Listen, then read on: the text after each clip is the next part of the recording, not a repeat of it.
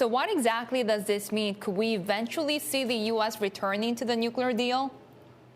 Well, I think what you're seeing is that the Biden administration is now putting a little bit more meat on the bone in terms of how it plans to overcome what is a central disagreement with Iran. Both sides want to go back into the deal, but the U.S. says, listen, Iran has to go first. It has to come back into compliance, and then we'll drop sanctions. Iran, though, says, no, the U.S. has to drop sanctions, and then we'll come back into compliance. So what the U.S. is doing is extending a little bit of an olive branch here, saying, listen, let's just get to the table. Let's just talk.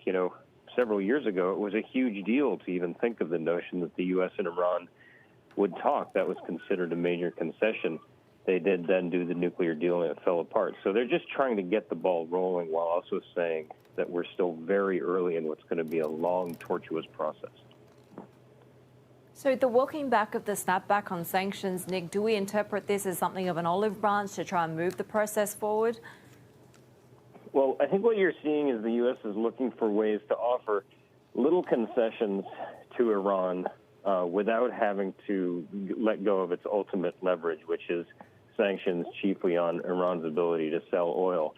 At the same time, though, there was a lot of criticism at the time that snapback happened, and also in the time since. The Biden folks have said these were just moves that inflamed tensions. They didn't have any real-world effect.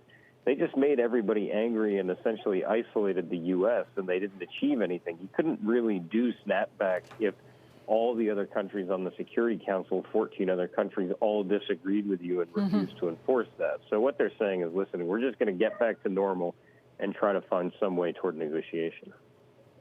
Yeah, there was a lot of controversy over that. Nick, what about Iran? Where do they stand? Because during the whole Trump administration, Iran had been pretty defiant. That's right. And so far, we haven't really heard much out of Iran in terms of whether they will accept this or even agree to meet with the United States. Obviously, the Iranian economy is under a ton of pressure. U.S. sanctions continue to bite very, very hard. So there's going to be a lot of incentive for Iran to do that. But U.S. officials are saying they very much don't know yet whether Iran will agree to accept that invitation.